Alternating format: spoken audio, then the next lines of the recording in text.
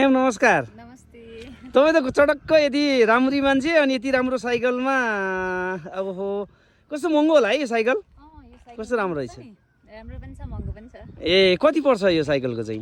यसको 5.5 लाख रुपैयाँ हो। आमामा 5.5 लाखको साइकल चढ्नुहुन्छ तपाईँ? हो नि। अनि यत्रो महँगो साइकल लिएर चाहिँ कहाँ जाने खाइ?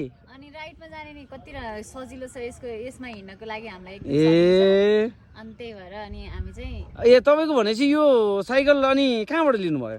यो चाहिँ हामी धेरै ठाउँमा घुम्दै गयौँ अनि त्यसमा चाहिँ हामीलाई यो महँगो साइकल लिनलाई चाहिँ एकैचोटि धेरै बजेट तिर्नुपर्ने भयो अनि हामी घुम्दै जाँदाखेरि प्याङ बाइकमा पुग्यौँ अनि त्यहाँ चाहिँ जम्मा 20,000 दिएर इन्स्टलमेन्टमा अनि यो साइकल लिएको मैले।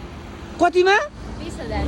ए जम्मा 20,000मा यो साइकल लिएर आउनु भएको? तर हामीले मन्थली फेरि तिर्दै जानुपर्छ इन्स्टलमेन्ट। ए ब्याङ्किङ इन्स्टलमेन्टमा 20,000मा? ए भनेपछि यो कति लाख भन्नुभएको थियो है?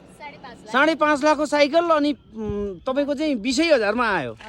ओहो भनेपछि त राम्रो सिस्टम रहेछ ल। हामीलाई नि यस्तै साइकल चढ्न मन लाग्यो भने चाहिँ हामी पनि अब प्याङ ब्याग जानु पर्ला। साह्रै दामी लाग्यो अब यसको त अब हामीलाई सबै कुरो सस्पेन्सन पनि राम्रो रहेछ। हामी पनि साइकलै चढ्ने मान्छे हो तर यस्तो महँगो साइकल चढ्ने त सबैको ड्रिम हुन्छ नि त। त्यो ड्रिम चाहिँ मेरो पनि छ।